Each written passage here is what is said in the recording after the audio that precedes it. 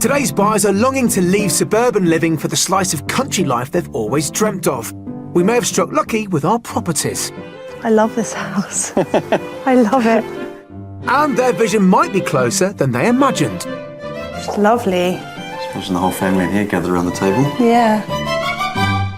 Today I'm in Suffolk, and behind me is the village of Thorpe Ness. Now, built in the early part of the 20th century, it was the brainchild of eccentric Scottish barrister Glencairn Stuart Ogilvie.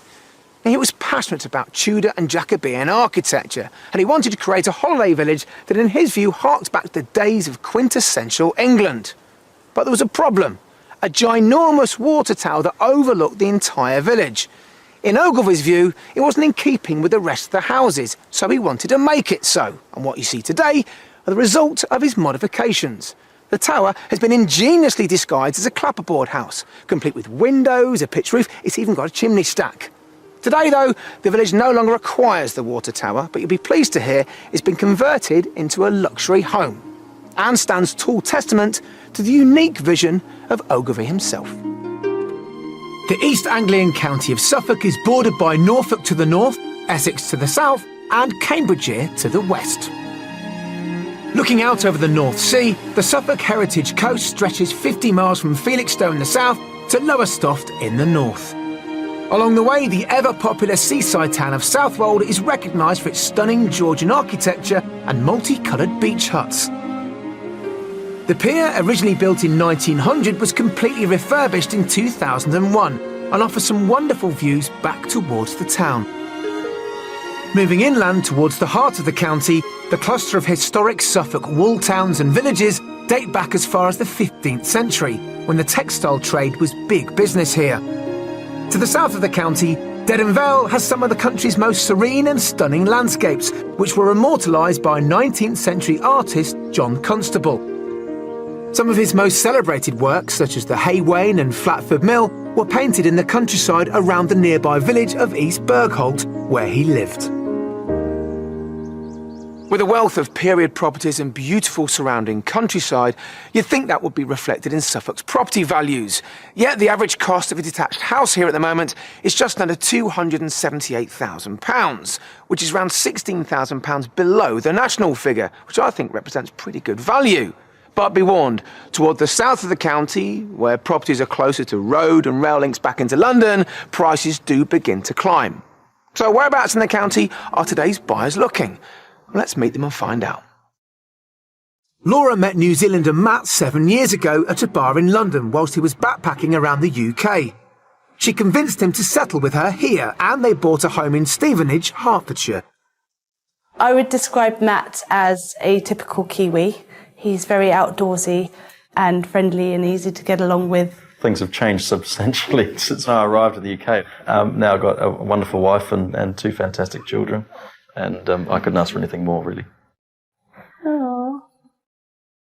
Having lived in Stevenage now for 2 years, Laura and Matt are finding that as their daughters Sophie, 3, and Elizabeth, 2, get bigger, their house is beginning to feel smaller, and the location also no longer suits their needs. Currently we live in quite close to a town, and it can be quite busy and quite crowded. I'd like to give the kids some space, some freedom, the ability to be curious and just explore things by themselves without having to be too controlled by us. It would be nice to be able to look out of the window and see fields and to have that feeling of space. And you were quite happy living here until you found out that you weren't the only Kiwi in the village, weren't you? Whilst police officer Laura is currently on a career break, staying at home to bring up the children, now is the right time for them to make a move before the girls start school. We're hoping to escape to Suffolk. We've been over there a couple of times. Some beautiful countryside and beautiful houses and beautiful little villages that we could really see ourselves settling into and becoming part of the community.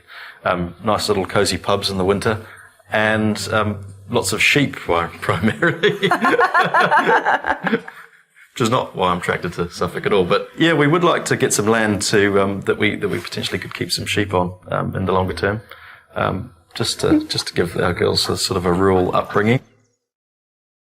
Matt grew up in the New Zealand countryside close to the sea. and they're keen for the girls to experience the same kind of childhood he enjoyed. Suffolk's got a long coastline, and I'd really like to teach the girls how to sail, like I was taught when I was younger. And I'd like to learn how to sail as well.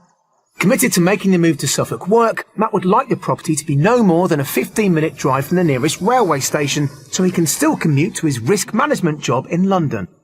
I'm fully prepared for the commute to take a bit longer, as it's a trade-off with lifestyle. And with rolling fields and sea air on the horizon, Laura and Matt can't wait to immerse themselves in country life and begin their search for their dream home. I'm primarily looking forward to the peace and quiet. The kids being able to make as much noise as they want to without annoying any neighbours, and just having the freedom to do what we want whenever we want to.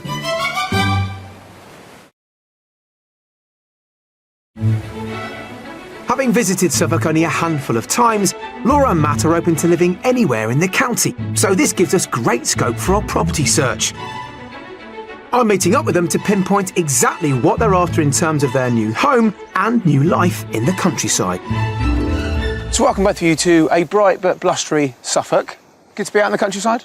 Absolutely, Yes. yeah. Why have you chosen Suffolk then? We were looking to move back to New Zealand at some stage, and That's called escape the country. escape that country, absolutely.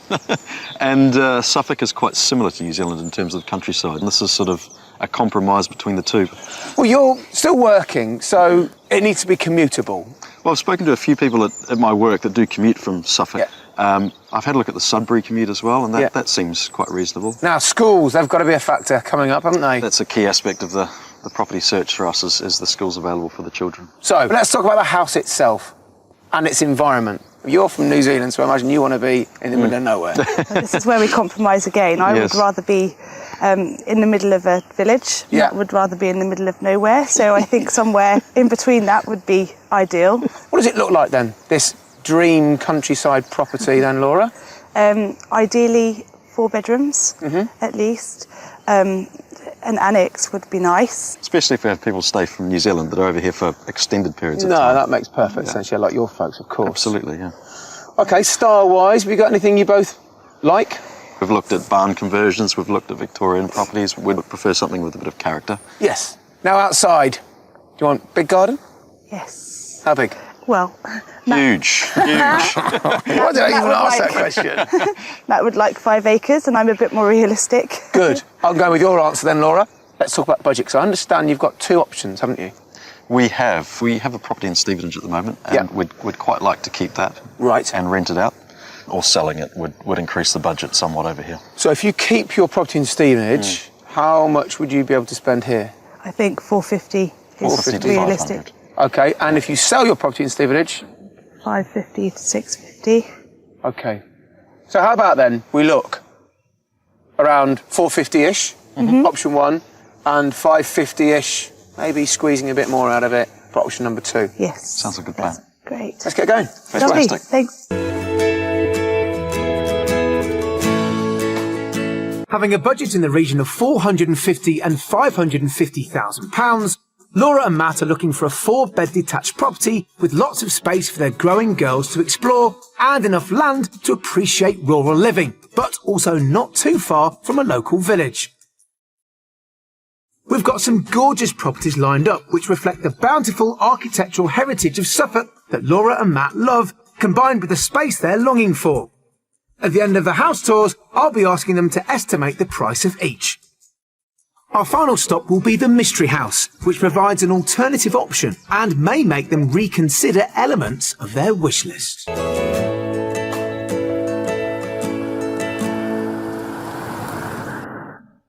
Our house hunt begins in the hamlet of Creeting St Peter. Nearby is the town of Needham Market, which initially grew up around the wool combing industry, and where there's a butcher, a baker, a post office and 2 pubs. The property we're going to visit is 2.5 miles from this thriving community and a 5-minute drive to a local primary school for Laura and Matt's girls. Now, someone here mentioned they like the idea of a barn conversion. There you go. There we Okay. Fantastic. Interesting. All of this timber-clad Right. building is yours. Right. From the 2-storey building all the way along here. Yes. And living accommodation ends right there at the carport. It's quite extensive, isn't it? I think it looks quite small from the outside, but I think it's going to actually be quite big. Now, can you hear that? That's the train that takes you into London in 1 hour, 26 minutes. Oh, okay. The station's less than a couple of miles away. Oh, really? That's Stowmarket. Yeah. The convenience of the train is quite appealing. Inside, this could be the house that you fall in love with. Yes. Really, really, really could be. Let's go and find out. Okay. Stylishly converted 12 years ago, this Grade 2 listed barn has foundations which date back to 1753 and sits within a development of 8 dwellings. Righto, first off, I want to point out you've got a utility room just there. Brilliant. Big tick for you, isn't it? Yes. Absolutely. Laura. Now, kitchen. Ah, Well, that's nice. I like the kitchen. It's got Yeah. the island in the middle. Now, I spent some money on this house, Right. especially in the kitchen. You can see it. Shot blasted granite worktops, state-of-the-art cookers, and Yeah, very contemporary. Yet still quite country at the same time. yeah. And then if you look through those double doorways, you've got a really good-sized dining room. Yes. Yeah, I'm liking it. Through that door that way, you've got a living room and an ensuite double bedroom, Okay. right? Right. That's almost like an annex. Yeah. Oh, wow. So you can go and you discover that later on. But I just want you to know that is there whilst we walk through the rest of the house, okay? Okay. Come with me. Now, I really like this room. Oh, I think yeah. you will too. That's Yeah. fantastic. Yeah. It's a good size, isn't it? A really nice room. You like the inside of this house, I do. don't you? I really do. And because of that, the outside is growing on me too. Good, good, good. Well, it's all about the package, isn't it? Of course it is. Let's keep looking around. Let me take you to one of the bedrooms. So I think Yes. you'll like those as well. Yep. Due to the unique layout of this barn conversion, on the ground floor there are 2 double bedrooms and 2 bathrooms located at either end of the property. On the first floor there are a further 3 double bedrooms, one currently used as a library, one as a study, and 2 more bathrooms. Obviously this is your master ensuite. I think you can get all your family this end of the house. Yeah. Yes, It's lovely. definitely. I love the timber. And what we love about it is that it's so separated from the kitchen dining room. Yeah. So if you've got friends over and you're having a party and it's a little bit noisy, it's not going to disturb. The little one's sleeping. little No, ones. good idea. Yeah. All right. So I'm getting Sweet. downstairs. There's a double bedroom. Yep. Yes. Great for visiting relatives. Really feel at home here, do you? Yeah, I could see myself living here. I think the layout would suit us really well. Yeah. Well, tell you spied that other bit of garden from the living room. Let's go out there Yes. and also maybe start thinking about the price. Since viewing the inside of the barn, the property seems to have grown on Laura especially. But let's see if the landscape garden here of half an acre lives up to expectation too. This is a really handy bit of garden space here, isn't it? Yes. Absolutely, yeah. Yeah, I really like this. A little bit overgrown at the moment, but you could really do something with this space. Definitely. Yeah. Nice views of the countryside here. Compare your thoughts or reactions now to your first reactions when you stood the other side of that building. Yeah, well, I was a bit disappointed when we first saw the garden, but actually I've walked around the house and I've come out here and there's a lot more garden out here and it's beautiful. And You just keep finding more and more house, don't you, and more garden. So it's it's quite surprising. Okay then, well your next problem is to guess the price of this house. well, I definitely think it's the top end of our top budget, Okay. but I don't think you'd be so mean as to show us somewhere that I would fall in love with that we couldn't afford. So I would say 600,000. Okay. I'm going to go slightly lower. I think 580,000. Good guess. You'll be pleased to hear this place on the market for offers around £575,000. Wow. Wow. That's good, isn't it? That's That's really surprising. Yeah. I was being optimistic with my 580. That's really doable. Yeah. I like that. Something to think about. Yes. Good package then, isn't it, really? Yeah. Impressed. I love this house. I love it. Well, I love hearing that. Now, look, I think you should go back into the house, have a look at all your rooms you haven't yet seen, maybe the guest suite, the guest wing, shall we call it, the other side of the kitchen, and I'll meet you outside whenever you're done. All right? Okay, brilliant. See you in a moment. Thank you. Thank you.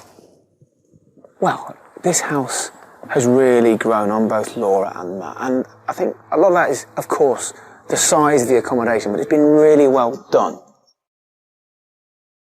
At the very top end of their budget, this stunning barn conversion with 4 bedrooms and contemporary kitchen offers the perfect solution for separate guest accommodation. So there's plenty of room for Laura and Matt to play with.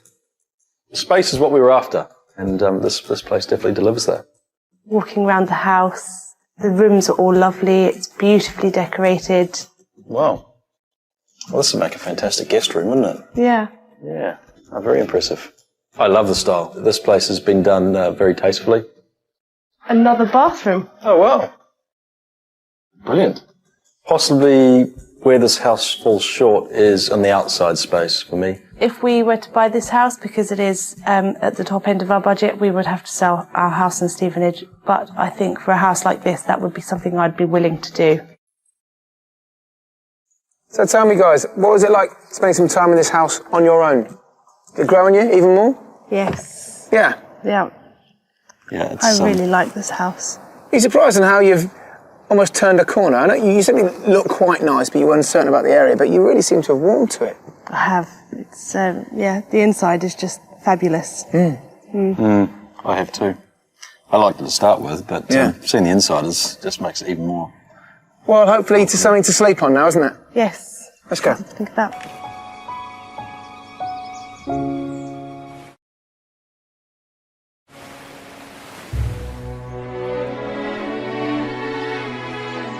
The Suffolk countryside is home to extensive views and an undulating terrain, and below this surface lies land rich in clay. In Bulmer, on the Suffolk-Essex border, there's a site dating back to the Middle Ages where clay is still being used today to make decorative terracotta plaques in the style of the past. We've sent Laura and Matt, who are keen to find out about the local area and traditions, to meet tile and brickmaker Peter Minter, whose family have been running this brickyard since 1936. Good morning. Nice to meet you. Nice to meet you. Good morning. Nice to meet you. Jolly good. Yeah. So, Peter, is the clay local clay? We're sitting on a clay seam. This is the north edge of the Thames estuary, would you believe? Okay. And this was all the silts in that estuary. It's a very, very clean, fine clay. Right. And that's perfect for making a whole range of things. Sure. What are we going to do today? Well, I think we'll make some plaques. These are plaques. This is a carving with traditional Tudor rose from the time of the Wars of the Roses. And this is a little stylised rose. And they're carved in wood in reverse and then moulded, and we shall see that process. Peter makes all the plaques using traditional moulds made out of mahogany, which enable them to retain their shape. Rescued by Peter's father after the Second World War, the mould we're using today is one of many set to be burned before he brought them back into use. We've now come into the making shop to try to make a decorative plaque for you. So this has been sanded, ready to throw the clay in, and we're going to roll the clay in sand rather than as you would use flour with dough, so that the two will come apart. And if you have a look here, here's the start of rolling what is called a warp, which is the shape that's going to go in there. So we use a little bit of sand just literally to roll it in, and you can roll that like that, and you get each corner just slightly rolled, and then it will go into that box, we hope, as one piece. So if you like to have a go. That's it. That's lovely. And then if you punch from the centre, push it in, you're going to push it into each corner with your fist. That's it. It's really good fun. And then just fold it in slightly from the edges, that's perfect. Then we bow off the surplus clay. So just like that? That's it, just press down and draw along. Lovely. And then roll that back. That's it. Take that. That's the start of the next brick. And then we take a metal, we call it a strike. We can just put a little bit of water on there as well.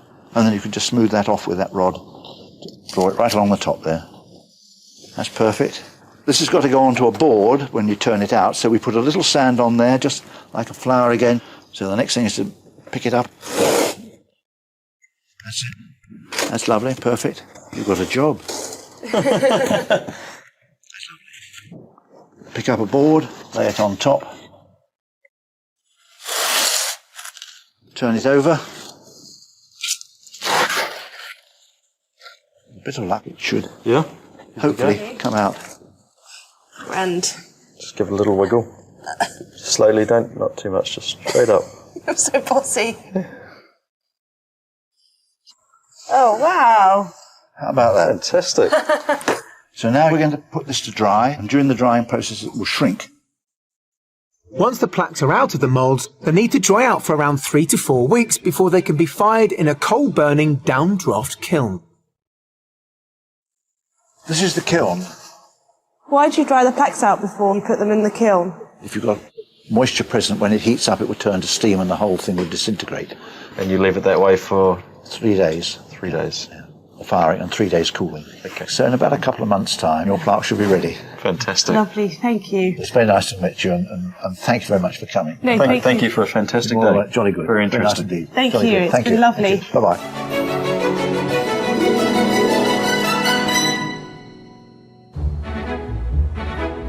It's the second day of our property search in Suffolk, with Laura and Matt from Stevenage in Hertfordshire, who have a budget of between £450,000 and £550,000. They're ready to leave busy suburbia behind and enjoy the space and freedom country living can provide for their growing family. Coming up, they're blown away by what's on offer. Every time you turn a corner on this place, it just gets better, doesn't it? Just space. And I take to the water in search of one of Suffolk's finest delicacies. Wow! That must be 20 years old. What are you going to do with that? Well, we'll use it for oyster soup. Oh, lovely. Well, I think it's fair to say that Matt and Laura rather like barn conversions, so we're going to stick with that theme with the first house we're looking at today. Then we're off to the Mystery House. And although the Mystery House is the most rural of all the locations that Matt and Laura are looking at, I think it's worth this gamble because Matt, in particular, should be laughing here. It comes with 3 acres of land, so plenty for all of his sheep. But before the mystery property, our search is taking us to the village of Old Newton. Close by is the ancient village of Hawley, the market for which was once an important and historical hub for the area until a great fire in the 1500s destroyed much of the village and brought about the end of the market, which was then moved to nearby Stowmarket. Today there are still a range of amenities, and 1.5 miles away, just around the corner from the nearest primary school, our offering can be found in the heart of the community. Now then, you might not guess it quite yet, but this is actually a barn conversion. Right. What do we think? I really like it. I really like it too. You like the position? I do. You're only 10-minute drive from Stowmarket, so good train access back into London. I think you're going to like this place. Okay. Great. Let's go inside. Formerly a Victorian threshing barn built in 1847, this property has phenomenal proportions and certainly isn't shy of space. Sympathetically converted in 2003, it's also been refurbished since by the current owners. So, this could be a really nice light reception hall there, with those blinds taken up. But take a look at this. Oh, yes, I like that. That is a fireplace. That is a fireplace. That's fantastic. That's pretty special. What a room. Christmas, can you imagine it in this house? Yes. Look at this room. Oh, yeah. Yeah, I'm already decorating the room. We could have the whole extended family of Christmas here. We've got stockings over the fireplace. So, big enough, isn't it? Certainly is, Yeah. Okay, let's keep looking around. Fantastic. Just wanted to have a quick peek into here because I thought Christmas dinner. Yes. Oh, yeah. It's cosy in here, isn't it? It's lovely. Imagine the whole family in here gathered around the table. Yeah. Makes a great formal dining room. Doesn't it just? Yeah. But you've got space in the kitchen as well. Let me show you. Also on the ground floor, there's a study which could provide either a playroom for the girls or a further guest room for family. Mind you step on the way down here. Okay. Now. Wow. This is nice. Every time you turn a corner on this place, it just gets better, doesn't it? Good. I'm glad you said that. And bigger. Just space. Lots and lots of space. And beyond there, you've got a utility room and a downstairs loo. Sorted. Sorted. Let's go upstairs. Come on, mate. Up past this vast vaulted hallway on the first floor, there are 4 double bedrooms, 2 of which benefit from en-suites, plus there's a family bathroom. The master bedroom. Just keeps delivering this place, doesn't it? Does. Wow. And I'm guessing through that door there's ensuite. Yeah, I like this bedroom a lot. It's, Just the sense of space and light and it's just... the high ceilings. Yeah, We really like high ceilings, don't we? it's exactly what we're looking for. Good. Well, you've reacted really, really well. I wonder if your prices are going to reflect your reactions. Let's go outside and have a chat. So far, so good. However, whilst the well-manicured garden here completely envelops the property, there's only 0.4 of an acre of land, so I'm hoping that won't dampen their spirits. Now then, you can see you've got these different segments of the garden again, a bit like yesterday afternoon. Yes. You like it? It's really nicely done. I really like it. You've got like the play area for the girls and then the party entertainment area Exactly. for us. So, come on then, tell me, how much you think this house is on the market for?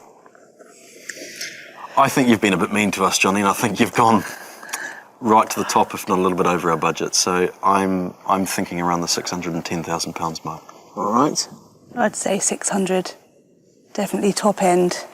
Well, this place is on the market for offers around £550,000. Wow. Wow. No way.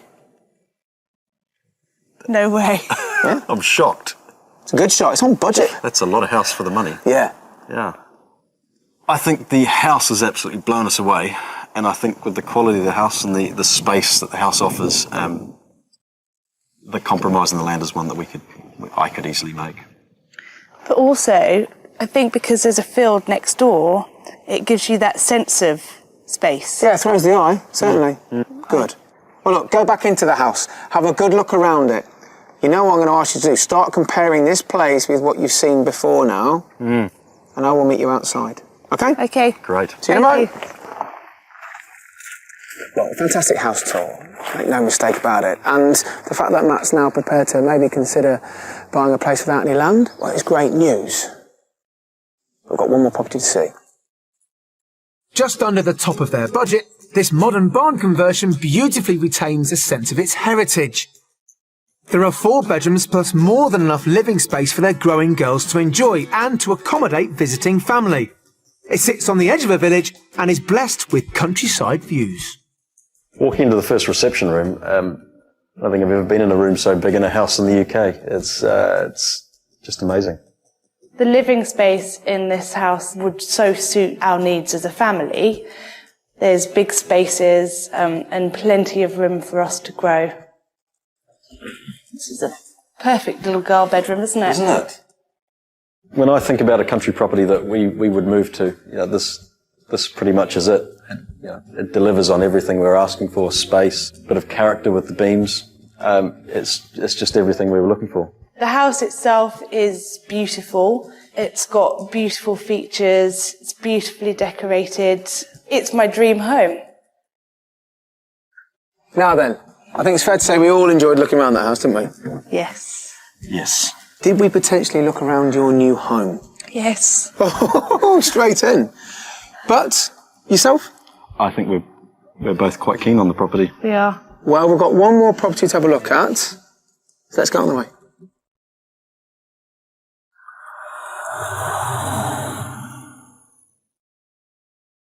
For our mystery property, we're visiting the village of Ofton. Close by is the village of Somersham, which, with a good sprinkling of old traditional buildings, there's a tight-knit community who run the village shop. There's also a local primary school, which would be handy for Laura and Matt's girls.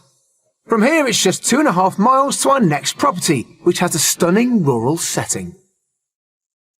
Now, the mystery house is this. Okay. What's going through your mind? That my daughter Sophie would absolutely love it. Oh, why so? It's pink. Oh, okay, well, all right. Suffolk pink. It is. Pink. Yes. Very traditional. With lots of pargeting on the facade and the rear as well. I think it's very pretty. The house looks quite small from the outside. Hoping it will be bigger I'm inside. imagining it's probably got something large that comes with it. It has indeed. Come with me. Steeped in history dating back to the 17th century, this Grade 2 listed cottage spent its former years as a pub, which closed in 1907. Lovingly restored by the current owners, it includes a host of period features. So there's a small pantry through that door there. Okay. Straight into the kitchen. Mm-hmm. Hold your head. Yeah. It's cosy, isn't it? Yeah. Cosy. Cosy. And small. Oh, really? Come through with me. Give it a chance. Okay. A lot of history in here, isn't there? Yeah. I love it. It's very pretty. But for our family living, this is too small. I think I would have to agree with Laura on that one. It is exceptionally lovely, but I think it's just a little bit... Not combining both these spaces, though? Yeah. You've got a separate dining room next door? Okay. Well, let's keep an open mind to see the rest of it and see how that pans out. All right, do that. Now, this dining room, if you like open fires, you'll be impressed. Oh. Look at that. Wow. That's lovely. You can picture family dinners in here. Nice and cosy in the winter by the fire, can't you? I think the reception you'd use is just this way. Okay, so the dedicated adults room, I think. Nice and cosy in here, isn't it? Yeah. Whoever's renovated it's done an absolute fantastic job of stripping all the wood back and making it look really pretty. Yeah, beautifully done. But we're not really talking about it being a home, are we? That says everything. I don't think it would suit us as a family, and a growing family at that. Well, as you know, the Mystery House is all about a gamble and compromise sometimes. So we thought you may be pushed a little bit internally as regards to family size, of course. Yes. But we chose it because it gives you something that you haven't yet seen, and that's lots of outside space. But before we go out there and have a look around the land, Sure. let's have a quick pick at the bedroom. Great. On the ground floor, there's a further reception room, which could be a fourth bedroom and a family bathroom. Upstairs, there are 3 double bedrooms and a shower room. We're heading for the master. And a creaky bedroom. I love that. I mean, look at those beautiful floorboards. They are, aren't they? They are. There'd be no sneaking in at night, though, would there? Not really, no. It is lovely. I think it's a beautiful house. Absolutely stunning. I think we both do. But Yes. in terms of the space aspect that we're really craving, hence our move out of the city, it's not got it. Maybe this house can give you the space outside as opposed to inside. Yes. Come with me.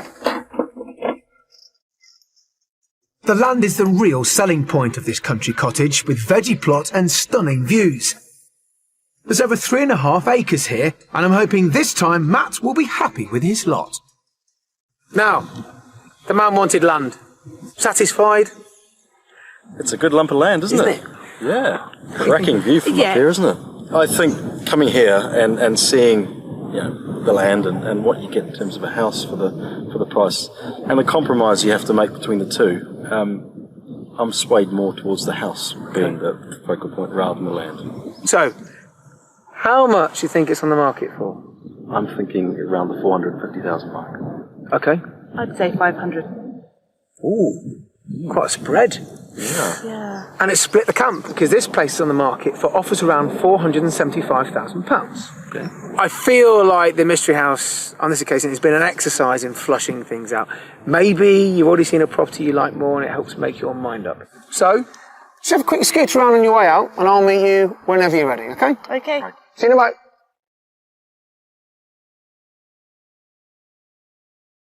£75,000 under the top end of Laura and Matt's budget, this pretty pink cottage offers the character they were after. A substantial amount of land that Matt has always dreamt of and the village location they hoped for. However, the property itself just wasn't big enough to accommodate the needs of their family.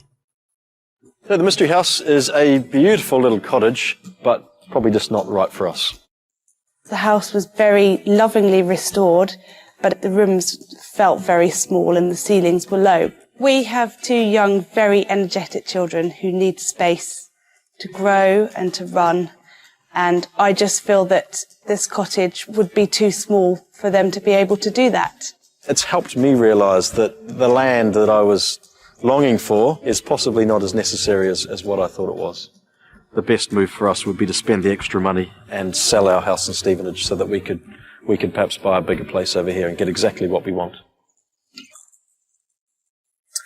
So, that's it? Yeah. No more houses? No. Maybe we found you something you already like. Hopefully so. Let me take you somewhere and have a bit of a chat, and then I'll catch up with you after that. How's that? Okay, yeah. Fantastic.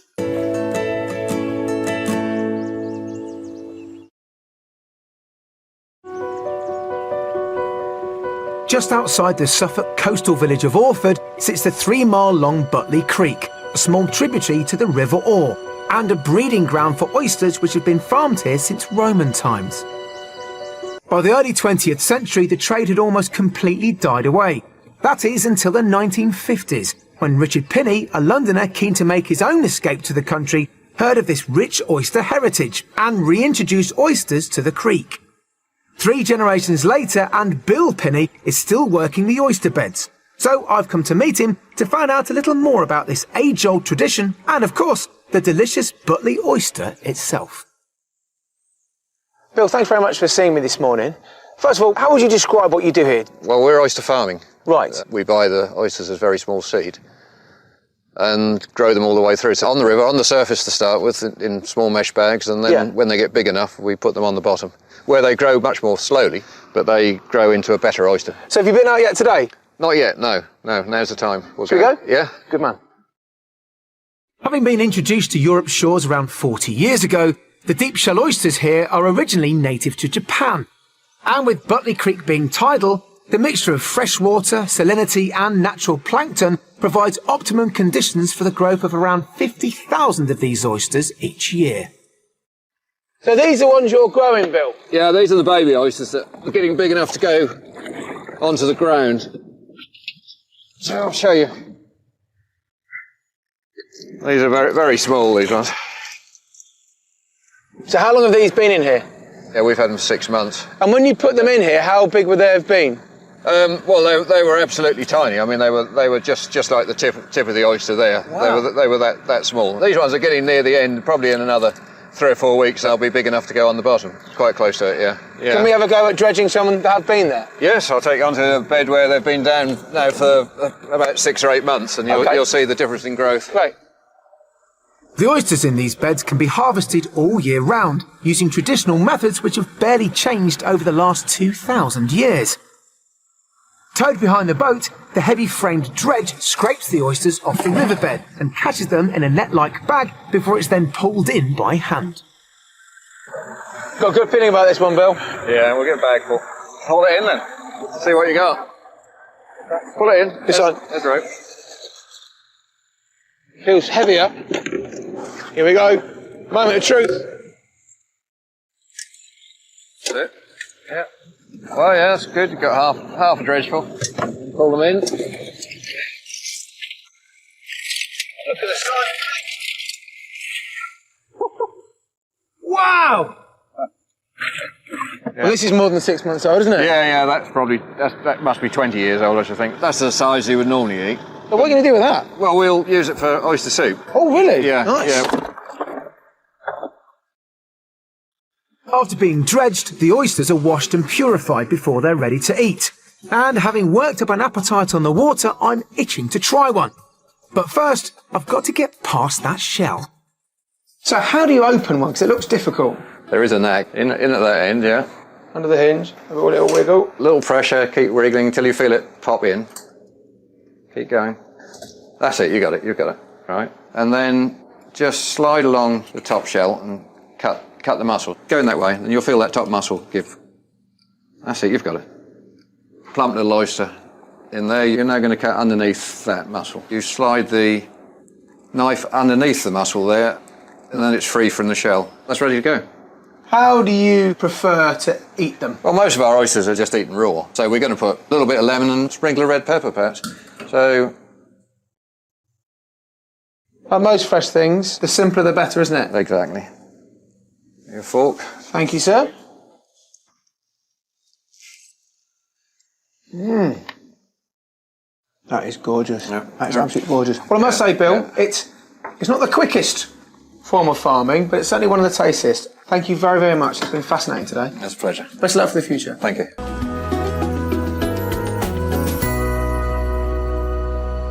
Well, it's pretty clear that the barn conversion in the village is Matt and Laura's favourite property. But after a bit of time to think and consider things, has it done enough to quash Matt's dream of a property with land and indeed tempt Laura away from her family and friends in Stevenage? Let's catch up with them and find out.